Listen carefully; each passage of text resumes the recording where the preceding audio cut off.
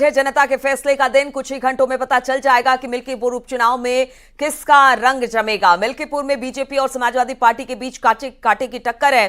सुबह 8 बजे से वोटों की गिनती शुरू हो जाएगी। इसके लिए तैयारी भी पूरी कर ली गई है। काउंटिंग को लेकर सभी तैयारियां इस वक्त मुकम्मल है। 30 राउंड में मतगणना पूरी की जाएगी, यानी एक एक राउंड के बाद जैसे जैसे रुझान आने शुरू होंगे लगातार हम आपको हर सीट का हाल बताते रहेंगे, चाहे वो दिल्ली विधानसभा हो या मिल्कीपुर उपचुनाव। मतगणना के लिए अगर मिल्कीपुर की बात की जाए तो 76 कर्मचारी की 19 पार्टियां लगाई गई हैं। सुरक्षा के पुख्ता इंतजाम किए गए, चाक चौबंद इंतजाम किए हैं। बीजेपी के चंद्रभानु पासवान और समाजवादी पार्टी की अजीत प्रसाद चुनाव मैदान में है। अब देखना होगा कि आज जनता का आशीर्वाद किससे मिलता है।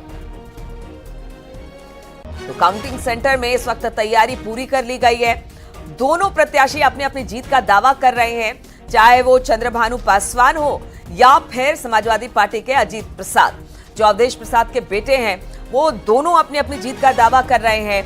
मिल्कीपुर उपचुनाव बीजेपी और समाजवादी पार्टी दोनों के लिए साख का सवाल बना हुआ है, इसलिए सबकी नजर इस मिल्कीपुर सीट से है, क्योंकि यहां से समाजवादी पार्टी ने संसद में बैठकर एक संदेश देने की कोशिश की थी। आज बीजेपी को इस गढ़ को अपने नाम करना है और इसीलिए बीजेपी ने भी पूरी एड़ी चोटी का जोर लगाया हुआ है। अब देखना होगा कि जब 8 बजे मतगणना शुरू होगी, 30 राउंड की ये मतगणना होगी, जैसे जैसे रुझान इसके आने लग जाएंगे तो स्थिति जो है वो स्पष्ट हो जाएगी। निमेश हमारे साथ जुड़े हुए हैं। निमेश, इस बार प्रत्याशियों को लेकर भी हमने देखा कि किस तरह से चुनाव किया गया, चाहे चंद्रभानु पासवान की बात की जाए या अजीत प्रसाद की बात की जाए। यहां पर भी जातीय समीकरण दोनों पार्टियों ने बिठाया, लेकिन जनता के बीच आप लोग गए। जनता ने किस बात को लेकर सबसे ज्यादा वोट किया? हालांकि वोट हो चुका है, आज तो मतगणना की बारी है, लेकिन फिर भी उनके मन में क्या रहा, किस सोच के साथ उन्होंने मतदान किया? देखिए, मिल्कीपुर की जनता के मन में केवल विकास था, क्योंकि अयोध्या एक रोल मॉडल बन चुकी है। अयोध्या में जिस तरीके से राम मंदिर के बाद कायाकल्प हुआ, उसके बाद मिल्कीपुर की भी जनता ये चाहती थी कि अयोध्या भी जो विकास से अछूती रही है उसको लेकर के वो शिक्षा वहां पर नहीं थी, वहां पर चिकित्सा नहीं थी, इसको लेकर के वहां के लोगों ने निकल के मतदान किया। शायद यही वजह थी कि इतनी बड़ी संख्या पर लगभग 65.44% में मतदान हुआ। और वहां पर जातिगत समीकरण दोनों पार्टियों ने खेला, क्योंकि जो वोट बैंक था उसमें किस समाज का कितना वोट है उसको लेकर के दोनों ने आंकड़ा निकाला। और इसी वजह से उधर से चंद्रभानु पासवान जो भाजपा से आए और समाजवादी पार्टी से चूंकि अजीत प्रसाद थे जो अवधेश प्रसाद जी के पुत्र थे, और अवधेश प्रसाद की वहां पर अपनी पहले से ही शौक थी, चूंकि उन्हीं के सांसद होने के बाद ये सीट रिक्त हुई थी। तो अवधेश प्रसाद को लेकर समाजवादी पार्टी ने कंसीडर नहीं किया, क्योंकि जानते थे कि वहां पर अवधेश प्रसाद की अपनी बनी साख है और उनके बेटे यहां पर मजबूत पड़ेंगे। लेकिन बीजेपी ने बाकायदा प्रत्याशी को खूब टटोला है। कई वहां पर नाम थे, फिर चाहे पूर्व विधायक हो गोरखनाथ बाबा और उसके अलावा भी तमाम नाम चल रहे थे, लेकिन बीजेपी ने चंद्रभानु पासवान जनता के बीच में जाकर के चुना। और जनता के बीच से जो उनके जो कार्यकर्ता थे उन्होंने जिस आदमी को सजेस्ट किया उसको लेकर चंद्रभानु पासवान को लास्ट मोमेंट में क्लियर किया गया। इसके बाद बड़ी संख्या में वहां पर मतदान हुआ, लोग मतदान घरों से निकले और आज आखिरकार ये परिणाम का दिन है। और ये कहा जा सकता है कि आज कौन होगा मिल्कीपुर का विधायक, इसको लेकर के भी अभी से कुछ घंटे बाद क्लियर होने लगेगा, क्योंकि 8 बजे से मतदान की जो प्रक्रिया, मतगणना की जो प्रक्रिया है वो शुरू हो जाएगी। और जिस जगह मौजूद है, देखिए यहाँ पर पूरी तैयारियां हो गई। यहाँ पर तमाम जो कर्मचारी हैं वो पहुंच गए हैं, लगभग 76 कर्मचारी लगाए गए हैं और 15 यहाँ पर टेबल होगा और 30 राउंड में यहाँ पर गिनती होगी। यहाँ पर जो सुरक्षा के लोग हैं वो भी पहुंच गए हैं। अब से 8 बजे यहाँ पर मतगणना शुरू हो जाएगी और मतगणना से ठीक पहले यहाँ पर दोनों ही पार्टियों के जो कार्यकर्ता है वो पहुंच जाएंगे। 10 प्रत्याशी मिल्कीपुर से मैदान में थे और इसमें जो मेन लड़ाई थी वो भाजपा और सपा में है। भाजपा प्रत्याशी चंद्रभानु पासवान को लेकर के यहाँ पर ये कहा जा रहा था कि चूंकि उन्होंने ग्राउंड जीरो पर बड़ी दिन से मेहनत कर रखी थी और उनकी भी मजबूती बहुत थी, जनता उनके साथ भी थी और अजीत प्रसाद के साथ भी जनता जो समाजवादी पार्टी के कैंडिडेट थे उनके साथ भी थी। तो यहाँ पर सीधी सीधी लड़ाई इन्हीं दोनों के बीच में है और इसका फैसला अब से कुछ ही देर में शुरू होगा, जब 8 बजे गणना शुरू आ जाएगा। और वहां पर सुरक्षा व्यवस्था भी चाक चौबंद कर दी गई है। केबी भी हमारे साथ जुड़े हुए हैं। के भी आप चूंकि अंदर की तरफ मौजूद है, जरा वहां पर तैयारी की किस तरह से हलचल अब तेज हो गई है। 7 बजने वाले हैं और उसके बाद 1 घंटे बाद 8 बजे से मतगणना शुरू हो जाएगी। 30 राउंड की ये पूरी मतगणना होगी। बाहर तो सुरक्षा व्यवस्था चाक चौबंद है, क्योंकि हमने देखा कि किस तरह से जैसे ही मतदान हुआ आरोप प्रत्यारोप का दौर जारी हो गया। कहा यह गया कि देखिए ऐसा है कि यहां से चोरी हो जाएगी, ईवीएम निकाल लिया जाएगा, बहुत सारी ऐसी चीजें थी और बहुत सारी बातें अखिलेश यादव ने भी कही। अब आज जब मतगणना शुरू होगी उससे पहले किस तरह की सुरक्षा व्यवस्था की गई है ताकि किसी को कोई दिक्कत ना हो, परेशानी ना हो और कोई आरोप प्रत्यारोप भी ना लगे, बिल्कुल फेयर तरीके से यह काउंटिंग हो। जी बिल्कुल कड़ी सुरक्षा के बीच जो है आज मतगणना 8 बजे शुरू होगी। रूट डायवर्जन शहर में किए गए हैं। जिधर राजकीय इंटर कॉलेज है उस तरफ के आने वाले जो मार्ग हैं उनको बंद किया जा रहा है। कुल मिला के जो सुरक्षा है बिल्कुल पुख्ता इंतजाम किए गए हैं ताकि किसी का कोई दिक्कत ना हो, क्योंकि जिस तरह से नेक टू नेक लड़ाई है उस तरह से जो सपा के कार्यकर्ता हैं वो भी उस पर ध्यान रखेंगे, जो भाजपा कार्यकर्ता हैं वो भी अपने रौब में रहेंगे। तो कुल मिला के जिस तरह से आरोप प्रत्यारोप मतदान से पहले भी रहा है, मतदान के दिन भी रहा है और अभी भी मतदान के पूर्व संध्या पर भी आरोप लगे हैं। जिस तरह से अखिलेश यादव ने आरोप लगाया, अवधेश प्रसाद ने आरोप लगाया कि उनके कार्यकर्ताओं का उसमें किया रहा है, कार्यकर्ताओं को उनके खिलाफ केस दर्ज किया गया, उनको जेल भेजा गया। तो मिला के जिस तरह से अवधेश प्रसाद ने लोगों को आड़े हाथों लिया भाजपा को, मिला के जिस तरह से भाजपा ने जवाब भी दिया, तो मिला के आज ये अहम दिन होगा दोनों पार्टियों को, क्योंकि ये प्रतिष्ठापूर्ण सीट थी। जब भाजपा अयोध्या हारी उसके बाद सांसद अवधेश प्रसाद बने, वो सीट खाली हुई। अब सपा उस सीट को बचाने के लिए लड़ रही है और भाजपा हार का बदला लेने के लिए वो लड़ रही है। क्योंकि मिला के जिस तरह से मुख्यमंत्री योगी आदित्यनाथ अब खुद कमान संभाले हुए थे, 7 मंत्री और 40 विधायक की फौज उतार दी थी।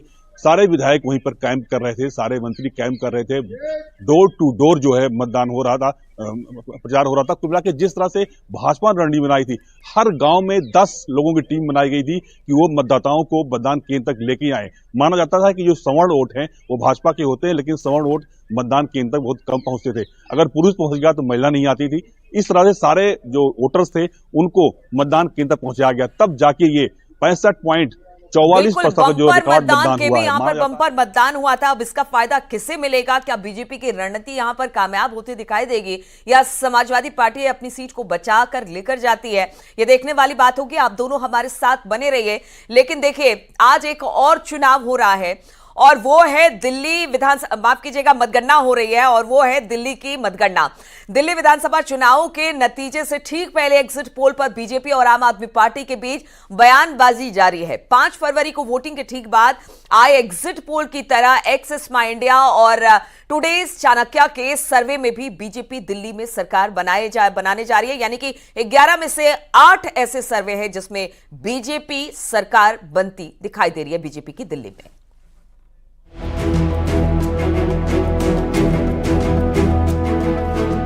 दिल्ली विधानसभा चुनाव के नतीजे आने से पहले ही एग्जिट पोल्स ने भारतीय जनता पार्टी के खेमे में जश्न का माहौल बना दिया है। 8 फरवरी यानी नतीजों के दिन किस्मत किसका दरवाजा खटखटाएगी ये तो रिजल्ट आने के बाद ही तय होगा। लेकिन 5 फरवरी की वोटिंग के बाद सामने आए एग्जिट पोल्स दिल्ली में आम आदमी पार्टी की उम्मीदें तोड़ते हुए दिखाई दे रहे हैं। एग्जिट पोल्स और चुनावी सर्वे के लिए देश की जानी मानी एजेंसी एक्सिस माई इंडिया के एग्जिट पोल में भी आम आदमी पार्टी वापसी करती हुई दिखाई नहीं दे रही है। एक्सिस माई इंडिया के मुताबिक भारतीय जनता पार्टी दिल्ली में 27 साल बाद सत्ता में वापसी कर सकती है। एक्सिस माई इंडिया के एग्जिट पोल के मुताबिक दिल्ली में बीजेपी को 45 से 55 सीटें मिल सकती हैं। वहीं आम आदमी पार्टी के खाते में 15 से 25 सीटें जा सकती हैं। कांग्रेस और अन्य के खाते में 1 सीट जाने की संभावना है। वहीं वोट शेयर की बात करें, बीजेपी को दिल्ली में 48% वोट मिलने की संभावना है, जबकि आम आदमी पार्टी को 42%, कांग्रेस को 7% और अन्य को 3% वोट मिल सकते हैं। एक्सिस माई इंडिया के सर्वे में दिल्ली की सभी 7 लोकसभा सीटों के तहत आने वाली 70 विधानसभा सीटों के संभावित नतीजे भी बताए गए हैं। सर्वे के मुताबिक चांदनी चौक इलाके की 10 सीटों में से बीजेपी को 7 और आप को 3 सीटें मिल सकती हैं। उत्तर पूर्वी जिले में भी बीजेपी 6 जबकि आप 4 सीटें जीत सकती है। पूर्वी दिल्ली में बीजेपी आम आदमी पार्टी को बुरी तरह पछाड़कर 8 सीटें हासिल कर सकती है। नई दिल्ली की 10 सीटों पर भी बीजेपी का दबदबा साफ दिखाई दे रहा है, जहां बीजेपी को 7 और आम आदमी पार्टी को 3 सीटें मिल सकती हैं। एक्सिस माई इंडिया के सर्वे में बीजेपी को सबसे बड़ी कामयाबी उत्तर पश्चिमी दिल्ली में मिलती दिख रही है, जहां बीजेपी को 9 और आप को सिर्फ 1 सीट मिलने का अनुमान है। पश्चिमी दिल्ली में भी बीजेपी 8 सीटों के साथ जीत का डंका बजा सकती है। दक्षिणी दिल्ली एकमात्र ऐसी लोकसभा सीट है जहां दोनों पार्टियों में कांटे की टक्कर हो सकती है, जहां बीजेपी और आप दोनों को 5-5 सीट मिल सकती हैं। हमारे लोग आज ही गए जनता के सामने, तो नई दिल्ली सीट में बीजेपी ज्यादा लोकप्रिय पार्टी थी बजाय आम आदमी पार्टी के। कालका जी में आम आदमी पार्टी थोड़ी सी आगे नजर आई लोकप्रियता में बीजेपी से, थोड़ी सी, ज्यादा वहां कुछ भी हो सकता है। तीसरा नंबर आपने जंगपुरा पूछा, जो कि मनीष सिसोदिया की सीट है, वहां पर बीजेपी थोड़ी सी आगे नजर आई, वहां पे कांग्रेस ने अच्छा खासा वोट शेयर लिया है। एक्सिस माई इंडिया के अलावा चुनावी एग्जिट पोल्स के लिए मशहूर एक और एजेंसी टुडेज चाणक्य ने भी दिल्ली की सत्ता में बीजेपी की बड़ी वापसी की संभावना जताई है। टुडेज चाणक्य के सर्वे के मुताबिक बीजेपी को दिल्ली में तकरीबन 51 सीट मिल सकती हैं, जबकि आम आदमी पार्टी को महज 19 सीट मिलने का अनुमान है। हालांकि दोनों की ही सीटों में 6 सीटें कम या ज्यादा हो सकती हैं। टुडेज चाणक्य के मुताबिक वोट प्रतिशत के मामले में भी बीजेपी आम आदमी पार्टी पर भारी पड़ती दिखाई दे रही है। बीजेपी के खाते में जहां 49% वोट जा सकते हैं, वहीं आपको 41% वोट मिलने का अनुमान है। हालांकि आम आदमी पार्टी ने एग्जिट पोल्स के नतीजों को सिरे से खारिज कर दिया है, लेकिन इन अनुमानों से बीजेपी की बाछें खिल गई हैं। ये बहुत शुभ संकेत है। हर बार हमने प्रचंड बहुमत से सरकार बनाई है, जब हम एग्जिट पोल में नहीं दिखते, this time will be no different. Delhi की जनता मन बना चुकी थी कि नरेंद्र मोदी के नेतृत्व में दिल्ली की कमान देनी चाहिए, तो मुझे लगता है डबल इंजन की सरकार बनेगी। अगर एग्जिट पोल्स के नतीजे असल नतीजों में तब्दील होते हैं, तो दिल्ली में करीब 2.5 दशक बाद भारतीय जनता पार्टी की सत्ता में वापसी हो जाएगी, यानी दिल्ली में डबल इंजन की सरकार बनती दिखाई देगी।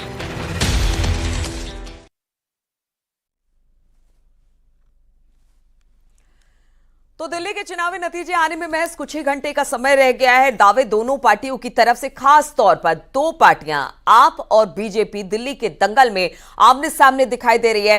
कांग्रेस को बहुत ज्यादा तवज्जो नहीं दी जा रही है। उन्हें कहा जा रहा है कि ये सिर्फ आपके कुछ वोट काटने के लिए वहां पर मौजूद होगी। कई सारे जो एग्जिट पोल आए उसमें कांग्रेस को 1 भी सीटें नहीं दी गई, लेकिन बहुत सारी में 1 आध 2 3 ऐसे कि खाता खुलेगा कांग्रेस का, इस तरह की बातें सामने आई। अब देखना होगा कि आज दिल्ली के दंगल में बाजी कौन मारता है। 27 साल बाद बीजेपी लौटती है सत्ता में, या फिर आप एक बार फिर से सरकार बनाती है। हालांकि हमने देखा कि किस तरह से आरोप प्रत्यारोप, इस बार दिल्ली के इलेक्शन की बात की जाए तो कई सारे ऐसे मुद्दे थे जिसको लेकर दोनों पार्टियां आमने सामने दिखाई दी। उसमें प्रमुख कारण बताया जा रहा है यमुना का जल, जिसको कहा जाता है कि बीजेपी को एज मिला इन सारे मुद्दों को उठाकर, जिसमें यमुना का गंदा जल हो, मतलब जहरीला। हालांकि केजरीवाल ने कहा कि देखिए इसमें जहर मिलाया गया है। प्रदूषित यमुना की बात की गई, इसके अलावा भ्रष्टाचार की बात की गई, शराब घोटाले की बात की गई, शीश महल की बात उठाई गई। इसके अलावा बहुत सारे ऐसे और मुद्दे थे जिसको बीजेपी ने हाथों हाथ लिया। प्रधानमंत्री का मैजिक चला, उन्होंने आपको आपदा बताया और कहा कि दिल्ली की जनता को अब इस आपदा से मुक्त करना है, इसीलिए खास तौर पर बीजेपी को लाना जरूरी है। विकास की बयार अब यहां पर भी बहेगी और डबल इंजन की सरकार काम करेगी मिलकर दिल्ली में और विकास होगा। और साथ ही साथ हमने देखा कि किस तरह से खास तौर पर महिलाओं को फोकस किया गया। महिलाओं को भत्ता देने की बात जब आई तो सबने अपने खाते खोल दिए। बीजेपी के मैनिफेस्टो की बात की जाए, आपके मैनिफेस्टो की बात की जाए, कोई 2100 कोई 2500 देने की बात की। महिलाओं का खास फोकस था, क्योंकि कहा यह जा रहा है कि जो महिलाएं हैं वो बहुत डिसाइसिव वोट है दिल्ली के लिए, इसलिए उनका फोकस, दोनों पार्टियों का फोकस महिलाओं पर बहुत ज्यादा रहा। हालांकि कहा यह जा रहा है कि महिलाएं निकलकर सामने आई, चाहे वो प्रधानमंत्री नरेंद्र मोदी की बात की जाए, महिलाओं में वो भी ज्यादा पॉपुलर है, और दिल्ली की बात की जाए तो अरविंद केजरीवाल भी महिलाओं के बीच में खासे पॉपुलर है। अब देखना होगा कि किस तरह से कौन सी पार्टियां कौन से मुद्दे लोगों को लुभाए, किसके नाम पर मतदान हुआ और आज जब मतगणना शुरू होगी तो शुरुआती रुझान में ये सारी चीजें सामने आ जाएगी कि आखिर कौन दिल्ली की सत्ता में काबिज होगा। दिल्ली के चुनावी नतीजे आने में महज कुछ घंटे रह गए, लेकिन हर तरफ 15 करोड़ के ऑफर का शोर सुनाई दे रहा था। विधायकों की खरीद फरोख्त के आरोपों को लेकर घमासान मचा था। देखिए जरा ये रिपोर्ट।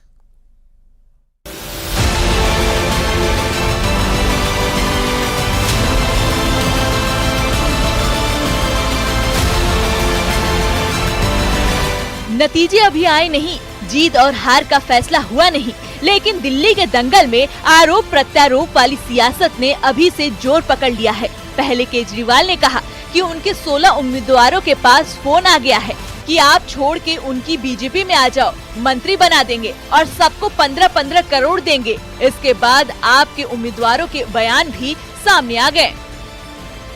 बिल्कुल सत्यता है। सत्यता के आधार पर ही बताया गया है। कई लोगों को फ़ोन कॉल आए हैं। जिस नंबर से फ़ोन कॉल आया है वो नंबर भी दिया गया है और ये जग जाहिर है कि भारतीय जनता पार्टी काम कैसे करती है। तो ये उनके इलेक्शन मैनेजमेंट का एक हिस्सा है।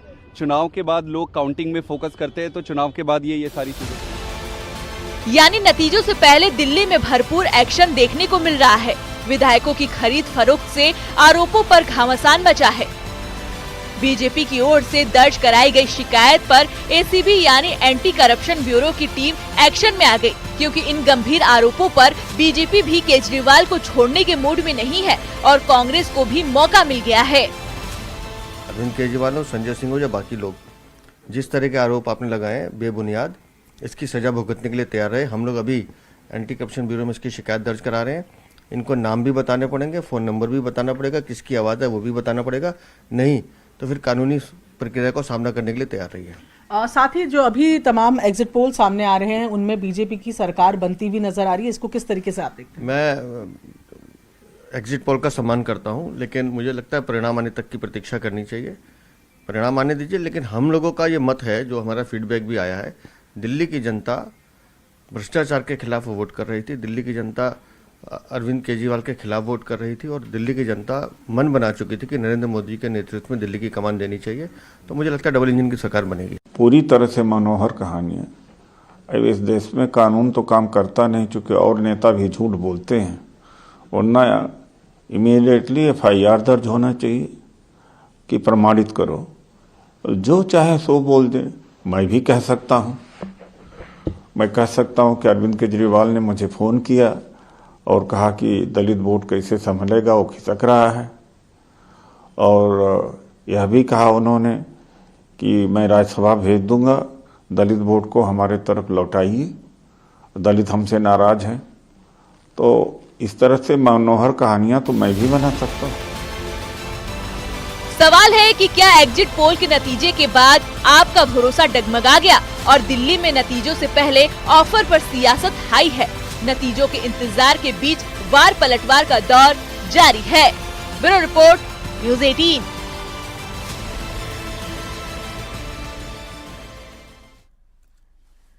तो दिल्ली के दंगल में आखिर कौन बाजी मारेगा और साथ ही मिल्कीपुर उपचुनाव में किसका दबदबा रहेगा, ये लगातार हम आपको बता रहे हैं। 8 बजे से मतगणना शुरू हो जाएगी। एक एक सीट की जानकारी हम अपने सहयोगियों के जरिए आप तक पहुंचाते रहेंगे, इसलिए लगातार हमारे साथ जुड़े रहिए। और इस वक्त हमारे साथ उपचुनाव को लेकर, मिल्कीपुर उपचुनाव को लेकर उसके काउंटिंग सेंटर से केबी शुक्ला और निमेश गोस्वामी जुड़े हुए हैं। साथ ही बीजेपी ऑफिस से पवन गौड़ हमारे साथ हैं। आप दफ्तर के बाहर से फराह भी हमारे साथ जुड़ेंगी। लेकिन इस वक्त पवन का रुख करते हैं। पवन, अब देखिए जैसे जैसे काउंटिंग का समय नजदीक आ रहा है, हलचल अब तेज होती हुई दिखाई दे रही है हर जगह, चाहे वो मिल्कीपुर उपचुनाव की बात की जाए या फिर बीजेपी दफ्तर की या आपके दफ्तर के बाहर। आप वहां से क्या हलचल देख पा रहे हैं, किस तरह की तैयारी है और क्या सुबह से ही जो कार्यकर्ता हैं, जो नेता हैं, वो आने अब शुरू हो गए हैं या फिर 7 बजे के बाद सब पहुंचने शुरू होंगे? ठंड का समय है तो अभी बहुत ज्यादा सुबह है, तो थोड़ी देर जैसे जैसे थोड़ा दिन निकलता जाएगा कार्यकर्ता और नेता भी यहाँ बीजेपी दफ्तर पहुंचते जाएंगे। लेकिन तैयारी यहाँ पूरी है, कल ही से लगातार तैयारी है।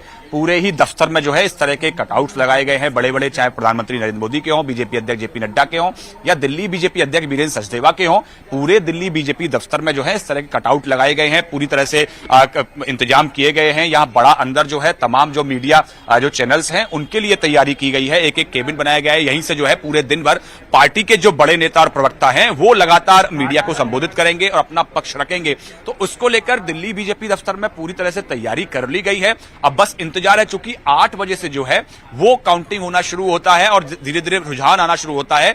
न्यूज 18 हमेशा से दर्शकों की पहली पसंद रहा है रिजल्ट वाले दिन, क्योंकि हमारे जो जितने भी रिपोर्टर्स हैं वो कहीं ना कहीं ग्राउंड जीरो से एक एक अपडेट देते हैं। जिस तरह से दर्शकों को पूरा भरोसा उस पर रहा है, तो उसको लेकर हम भी लगातार यहां से अपडेट देंगे किस तरह की हलचल यहां बीजेपी दफ्तर में है। लेकिन फिलहाल बीजेपी दफ्तर में तैयारियां जो हैं वो पूरी कर ली गई हैं। बस इंतजार कर रहे हैं तमाम नेता और कार्यकर्ता पार्टी के जो है कि 8 बजे से काउंटिंग होना शुरू हो और धीरे धीरे ये काउंटिंग जो है जब आगे पहले रुझान आएंगे और रुझान जो है नतीजों में बढ़ते जाएंगे, तो उस तरह से यहां भी जो है हलचल बढ़ती जाएगी। लेकिन एक बात जरूर है, जो एग्जिट पोल्स के जो नतीजे आए हैं उस पर जो है अभी बहुत ज्यादा दिल्ली के जो नेता हैं वो यकीन नहीं कर रहे। हालांकि एक बात का दावा कर रहे हैं, वो कह रहे हैं ऑन रिकॉर्ड ऑफ रिकॉर्ड कि हम दिल्ली में इस बार सरकार बनाने जा रहे हैं, मुख्यमंत्री उनका होगा। लेकिन नंबर्स कितने होंगे, क्योंकि नंबर्स में जो है दिल्ली में जो है मतदाताओं की संख्या विधानसभा में बहुत कम संख्या है। 1.5 लाख 1.25 लाख के आसपास जो है वो मतदाताओं की संख्या है विधानसभाओं में। तो ऐसे में इस बार जो है हार और जीत का मार्जिन बहुत ज्यादा नहीं रहने वाला। तो ऐसे में सीट को प्रिडिक्ट कर पाना बहुत मुश्किल है। लेकिन एक बात जरूर है कि बीजेपी ने इस बार बहुत अच्छा चुनाव लड़ा। चुनाव से पहले 6 महीने पहले एक एक सीट पर उन्होंने एक एक नेता को लगा दिया था। लगातार वो प्रवासी नेता जो है बाहर के राज्यों से, उत्तर प्रदेश की बात करें, राजस्थान की बात करें, मध्य प्रदेश की बात करें, उत्तराखंड की बात करें, जिन सीटों पर जिन राज्यों के मतदाताओं की अच्छी खासी संख्या थी या जिस वर्ग के मतदाताओं की अच्छी खासी संख्या थी, उन नेताओं को वहां लगाया गया। लगातार उन्होंने ग्राउंड से फीडबैक कलेक्ट किया, क्या क्या मुद्दे हैं, सरकार से किन मुद्दों पर नाराजगी है और क्या क्या चाहते हैं। उसके साथ साथ उस विधानसभा में कौन उम्मीदवार सबसे अच्छा रहेगा पार्टी के लिहाज से, उस पर भी लगातार होमवर्क किया गया। और जब केंद्रीय चुनाव समिति की बैठक हुई उसमें उन सबको भी कंसीडर किया गया। लगातार जो दिल्ली स्टेट का पैनल आया वो अलग है, लेकिन उसके अलावा जो प्रवासी जो कार्यकर्ता लगाए गए 6 महीने से लगातार उस विधानसभा में मेहनत कर रहे थे, काम कर रहे थे और वहां से लगातार ग्राउंड रिपोर्ट कलेक्ट कर रहे थे, तो ऐसे में उनसे भी लगातार फीडबैक लिया गया और पूछा गया कि कौन उम्मीदवार बेहतर हो सकता है पार्टी के लिए। तो उनके सबके कलेक्टिव रेस्पॉन्स के बाद में ही बीजेपी ने अपने कैंडिडेट उतारे। उसी का एक आपने परिणाम देखा होगा कि जब बीजेपी ने अपने टिकट अनाउंस किए उसके बाद में बहुत ज्यादा कहीं बिल्कुल पवन, तो एक एक बातों को ध्यान में रखकर दिल्ली में उम्मीदवार सभी पार्टियों ने उतारे, लेकिन इन पार्टियों के उम्मीदवारों पर दिल्ली की जनता ने कितना भरोसा किया और इस बार मतदान भी कम हुआ है, इसका किसको फायदा किसको नुकसान होगा। आप सभी से बातचीत हमारी जारी रहेगी। पवन, आप हमारे साथ बने रहिए। मिल्कीपुर उपचुनाव को लेकर भी वहां पर काउंटिंग की तैयारी पूरी कर ली गई है। केबी भी हमारे साथ है और निमीश भी हमारे साथ है। निमीश, जरा ये बताइए कि अब धीरे धीरे सूर्य लालिमा दे चुकी है, पूरी तरह से उजाला हो गया है, कुछ देर में वहां पर मतगणना भी शुरू हो जाएगी। एक बार फिर से जरा दिखाइए कि किस तरह की तैयारी, किस तरह की हलचल इस वक्त दिखाई दे रही है। देखिए, अब मतगणना के लेकर काउंटडाउन शुरू हो चुका है और 8 बजे यहाँ मतगणना शुरू होगी। हम जहाँ मौजूद हैं यहाँ पर देखिए सामने स्ट्रांग रूम दिख रहा होगा और बड़ी संख्या में जो सुरक्षा बल यहाँ पर तैनात है वो पहुंच गए हैं। मतगणना में जो कर्मचारी 76 कर्मचारी लगे हैं वो लगभग पहुंच गए हैं और 8 बजे से मतगणना शुरू हो जाएगी। मतगणना के लेकर के जो पोलिंग एजेंट हैं जो यहाँ पर मतगणना कराएंगे, जो उनके राजनीतिक पार्टियों के जो एजेंट हैं वो अब से थोड़ी देर में पहुंचना शुरू हो जाएंगे और 8 बजे से मतगणना शुरू होगी और 8 बजे सबसे पहले पोस्टल बैलेट की मतगणना होगी और उसके बाद फिर ईवीएम खोली जाएगी और लगभग 10 बजे से रुझान आने शुरू हो जाएंगे कि कौन आगे चल रहा है और लगभग 3 बजे तक ये उम्मीद की जा रही है कि मिल्कीपुर में विधायक कौन होगा ये स्पष्ट हो जाएगा। लेकिन फिर भी चूंकि ये दोनों ही सपा हो चाहे भाजपा हो, दोनों ही पार्टियों के लिए प्रतिष्ठा का चुनाव है, तो अपने अपने पार्टियों के अलग अलग दावे हैं, अपने अपने जीत के दावे दोनों ही पार्टियां कर रही हैं। लेकिन जो लड़ाई है वो बहुत काटी गई है क्योंकि सांसद समाजवादी पार्टी से सांसद अवधेश प्रसाद, उनके पुत्र हैं अजीत प्रसाद, वो चुनाव मैदान में है, तो वहीं बीजेपी से चंद्रभान पासवान जो जमीनी स्तर के नेता है और उनका बड़ा वोट बैंक है वो मैदान में है। और दोनों ही पार्टियों ने, दोनों ही राजनीतिक दलों ने जो जातिगत समीकरण है उसके तहत ये टिकट दिया था और उसके बाद दोनों के बीच में बड़ी अच्छी लड़ाई थी। ये कहा जा रहा था कि बिल्कुल, दोनों लड़ाई में बहुत बहुत अच्छी मजबूती से थी लड़ाई और हुई। कांटे की टक्कर यहाँ पर भी दिखाई दे रही है। कौन बाजी मारेगा इस पर तो 8 बजे के बाद ही धीरे धीरे चीजें स्पष्ट हो जाएंगी। केबी से भी एक सवाल ले लेते हैं। केबी, जरा ये बताइए कि अब देखिए, अब बहुत कम समय बचा है, फैसला हो जाएगा 10 बजे के बाद तो करीब करीब तस्वीर साफी होनी शुरू हो जाती है। हालांकि 30 राउंड है और इन 30 राउंड के बाद ही पूरी तरह से साफ होगा कि किसको कितने मत मिले हैं। लेकिन इस बार बम्पर वोटिंग क्या इशारा करती है?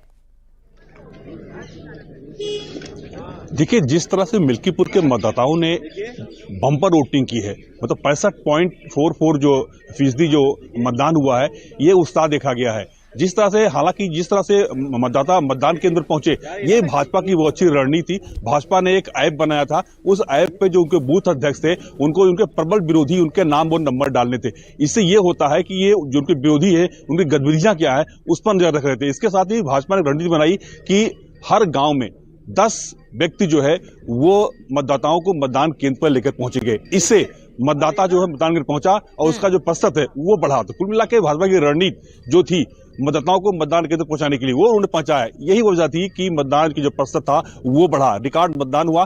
और वहां के मिल्कीपुर की जनता चाह रही थी कि जिस तरह से सीएम योगी ने वादा भी किया था अपने जनसभा में कि जिस तरह से अयोध्या धाम का कायाकल्प हुआ है, जिस तरह से अयोध्या धाम का विकास हुआ है, उसी के तर्ज पर मिल्कीपुर का विकास करेंगे। वहां की जनता चाहती थी कि सत्ता पक्ष का ही विधायक हो, क्योंकि सत्ता पक्ष का विधायक होगा तभी विकास संभव है। ये सारे वादे भाजपा ने किए थे। हालांकि वादा सांसद अवधेश प्रसाद ने भी किया था, लेकिन इससे पहले भी वो 9 बार विधायक रह चुके हैं, काफी कद्दावर नेता हैं, मुलायम से करीबी रहे हैं। और जब वो अयोध्या के सांसद बने तो अखिलेश यादव उनको राजा भी कह दिया था और उनको अपने बगल बैठाया। तो कुल मिला के जिस तरह से रणनीति, चाहे सपा की हो चाहे भाजपा की हो, कांटे की लड़ाई है, दोनों ने